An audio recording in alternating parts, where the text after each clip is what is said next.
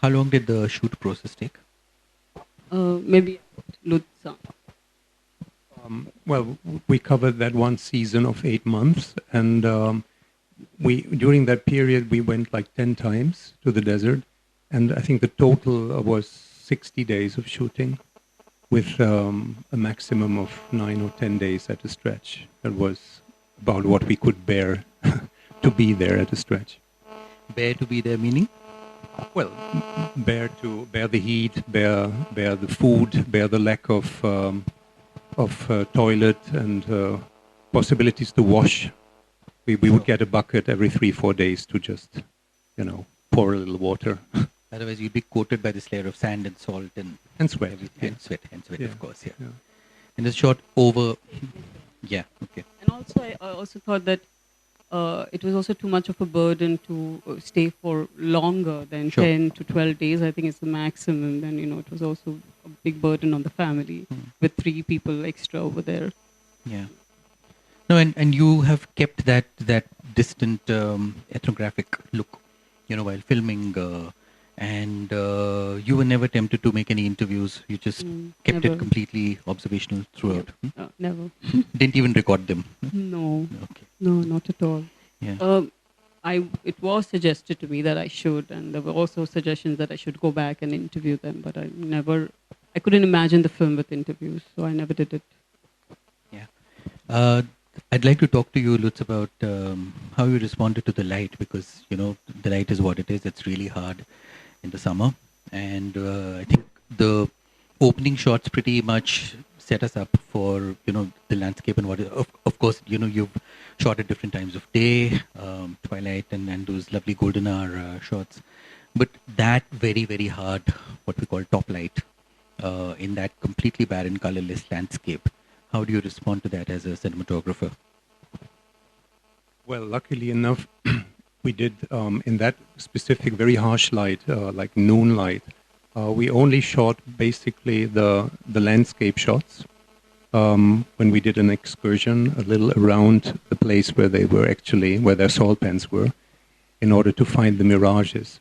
And those were shots we shot around noonish, in that very harsh light, because we also wanted that mirage effect, because then it's when the air is the hottest. Otherwise, the temperatures would be too harsh for the people to work, so they would very rarely be working around noon.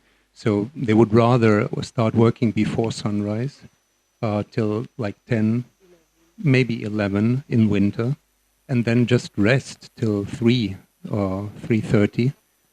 Because it would just be too hot. So that was beneficial in a way for the camera work. Yeah. In this way, I could avoid the harshest of lights. Yeah. Yeah, that's actually what we try and plan and do on outdoor shoots. Shoot outdoors in the morning and evening, and do something else in the afternoon. So I'd like you both to talk a bit about the sound design, where you use these diegetic sounds and just play with their rhythms throughout. So yeah, do tell us a bit about that process and how you arrived at that. I think for the sound recorders, it was a nightmare of a location because the pump is so loud, and all of them were like, this is crazy, because depending on where you point the mic, it also sounds different, and also the pump has a rhythm to it, and they were like, okay, how are you going to edit all this together? I think I always wanted the pump to be a strong motif in the film. Like, it's their lifeline, really. So I really wanted it like a heartbeat in the film. And so when it stops, you really notice that the pump is not working anymore. And I must say that the sound designer did a very good job, because he really tried to. He really worked on matching the rhythm. And I know there are now really fancy tools in which you can really actually do that. I initially, I wanted the diegetic sound, all the ambient sound, as much as possible. I didn't even imagine it with music, but that happened through the editing process.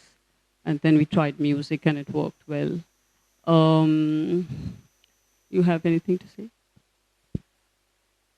I mean, you wanted a soundtrack ultimately as pure as the video track, right? You were aiming for something really pure and simple.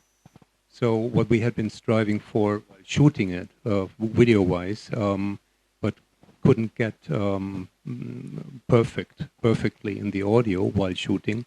A lot of effort was put in afterwards in the post-production to get the sound So, as pure and as simple as the video. yeah. No, you also know that it's a very silent location. So a pump, I'm sure you can hear 2 kilometers away, you know. So, or there's dead silence when it's not there. And it's just behind the hut. So Yeah. anything happening in the hut, I mean, it's just overpowered by gone. the pump. Yeah. Yeah.